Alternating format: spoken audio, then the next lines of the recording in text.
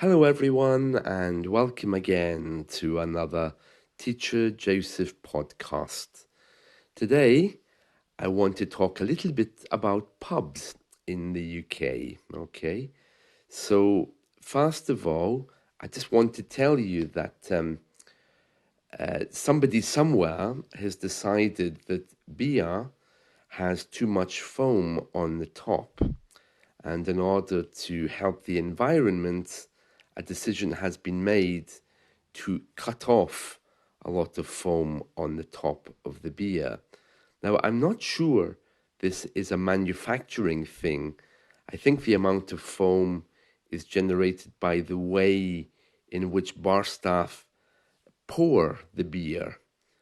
So, they have to hold the glass at an angle, they have to tilt the glass. Tilt just means to hold something at an angle. So they have to tilt the glass in order to avoid having too much foam in the glass. And from what I can see, having lived around the UK, it's an art form. Very few people are trained correctly anyway to give us a drink with little foam. So they've decided that too much foam is bad for the environment and is also very bad for our health. So beer in the future is going to be more or less foamless, or just with a tiny little drop. And that is going to be kind of sad for a lot of people because it means their beer will look flat. Now, flat beer means all the gas is gone, so it kind of tastes disgusting. If you leave beer sitting for 10, 15 minutes, it just, it loses its appeal. We use that word with Coca-Cola as well. If you leave a glass of Coca-Cola sitting for a few hours, it's just not nice. It becomes flat. So we often say, don't leave the lid off the Coca-Cola, the bottle lid or the bottle cap. Don't leave the cap off the Coca-Cola because it'll go flat. That's how we say that. So when you get your beer the next time and you look at it here in the UK and you think, oh, that looks a bit flat, it probably isn't. It's probably just the way they've poured it to protect the environment. And that's quite a big thing here, protecting the environment. About pubs, well, the people who work in the pub, the man that gives you the drink, we call him the barman. And the woman who gives you the drink, we call her the barmaid. Although these days, because of political correctness, people are more and more uncomfortable calling them that. So we just refer to them as the bar staff, the bar staff. And then there's usually also a security guard at the door in a lot of UK pubs. Unlike other countries, British people, they really love drinking alone, especially older people. Now, I know that in other countries, you might think of that as being a little bit sad, but that's the way we are now. Many of us don't live in social structures, may not have too many friends, and so they go to the pub because they enjoy the atmosphere. They can read a book, read a newspaper, but they don't want to talk to anyone. In traditional pubs, you might find a man standing at the bar with a pint of beer, a glass of whiskey, a cup of tea, and maybe a hot chocolate as well. And he'll take a little sip out of each one. And you might think, that's a little bit sad, but actually it's not. It's just the way we are. British people are very strange with their social structures. There are times they want to have people around them, but there's also times that they really don't. And to drink with someone or without someone, it really doesn't matter, because in Britain, people don't appreciate the process of drinking. They just want to feel drunk or to feel the buzz that they get from the beer. So it's quite a different approach. It's the same with food. People don't eat to appreciate the beautiful food that's been prepared. They eat to fill their belly. So the process of tasting isn't so important. So that's why we don't really celebrate food. I'm aware that these days there are people like Gordon Ramsay and a few others who are helping us to understand more about celebrating food, but I don't think we do. We just want it finished so we can enjoy the buzz. As I've mentioned before in these podcasts, for Britain, it's all about winning. So if you think of a football match, for example, where Britain might be playing another team, you see British people running out, not looking at the audience, at the spectators. They're like animals. They just want to get the job finished. But if you compare that to Ronaldo, for example, I don't know who he plays for now, but let's just say for the purposes of this conversation that he's playing for a Latin country or Arabia, something like this. So he comes out, but he waves at the crowd and he wants people to enjoy what he does. So for him, it's much more important to be playing and to be enjoying the moment rather than winning, which of course is also important, but he's happy. And that's very not British. I think part of this just comes from our work ethic. In our history, British people were trained to work, not to let emotion get in the way, not to let anything get in the way, just to win.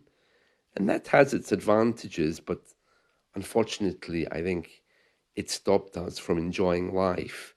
And I think more and more people now are aware of that, especially after COVID, when we've been locked up for some years and been unable to live in the way that we want. For me personally, I'm in my 50s now, and it's only now that I'm really beginning to appreciate taste, whether that is the taste of good food or the taste of a beautiful coffee. I think I realize now that taste doesn't come from the actual food, it comes from our minds, because many of you, I think, probably have memories of tasting things when you were younger. For example, you might remember your mother's favorite dish or the potato omelette your mother made and how beautiful that was. We don't have those kinds of memories. I honestly can't tell you anything about what my parents cooked. I'm sure it was delicious because, of course, I spent a lot of my life eating it, but I wouldn't be able to talk about the taste of it because I didn't really taste it. I just ate it. And so it's the same with beer. Many of us in pubs don't taste it. We just want to get drunk. And that's a very British thing. It's a coping mechanism. Across the UK, there are some pubs which are huge chains, which offer food and drink in a kind of family atmosphere. But there's also other small, independently run pubs, and they're often called free houses. You might see that sign as you enter a pub. It'll have the name, let's just call it the Royal Oak, which is a common pub name. And underneath it'll say free house. I remember I used to ask my parents, why is that pub free? And they used to tell me, oh, it's not free. It's just because it's not tied to a brewery. So it can sell whatever alcohol it wants. It's a free house. So that name is very common. So a free house kind of pub will have many different types of beers compared to chains, which will have standard beers. Pubs which don't sell food often won't allow children inside. So you should look for the signs before you go in to make sure that they're family friendly. Generally speaking, the bigger the pub, the more they'll be okay with kids, but they may have areas where kids aren't allowed to go. So, for example, Weatherspoons, which is one of our major pub chains here, kids aren't allowed in the upper area, and they're not allowed near the bar area either. But a small pub may just have a sign saying no entry to anybody under the age of 18. I think in America it's 21, so that's a little bit different. Another thing you need to be aware of is pubs are very sensitive with pets. So if you have a guide dog, if you're blind, in America they call those seeing eye dogs, then you should be okay. But if you're just out walking with your dog and you take him into the pub, you may well find that the pub will ask you to leave, that they don't allow pets. You might be allowed to sit outside with the pet if they have a beer garden or seats outside, but you wouldn't be allowed to take the dog inside. So that's a bit of an issue as well for some people. More and more pubs now have table numbers with applications where you can order online, especially the bigger ones. But if not, you'll be expected to go to the bar and place your order. Now, this can be a little bit uncomfortable for many people. In some small pubs across the UK, they won't have soft drinks. So if you go into a pub, for example, a very small pub, I mean, and you say, can I have a mineral water? Then you might find that suddenly everyone's looking at you to say, why are you not drinking alcohol? I remember some years ago, I brought a friend to a pub. It was someone who came from another place, and we went into one of the local pubs here, and we said, excuse me,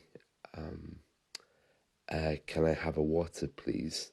And the whole place just died and looked directly at us, and the barmaid said, oh, we don't serve water. Sorry. I said, well, what about a Coca-Cola? And there was a really frosty silence. And she said, yeah, I can get you a Coca-Cola. I said, okay, can you put some lemon in it? And the response was, look, this isn't a fruit and veg market. We don't have that kind of thing here. So you can hear some pubs are very parochial. They have the same customers every day, and they're not really so open to strangers. And in very small communities, it will be noticed quite quickly that you're not from there, that you're just passing through. There's nothing wrong with that, but it's just something to be aware of. But the larger pubs in the cities are so accustomed to tourists that you get everything you want. You know that British people have a bit of a weird relationship with alcohol, as I mentioned earlier. This is Pride weekend in the UK, so there's parties all across this part of the country. I think in other parts of the country, they have Pride on different days. So a lot of alcohol will be consumed.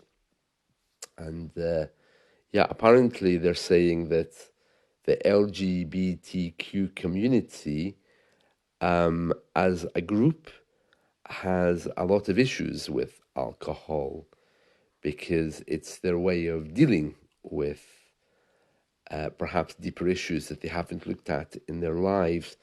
Young LGBT people are 90% more likely to drink alcohol than anybody else, which is a little bit strange.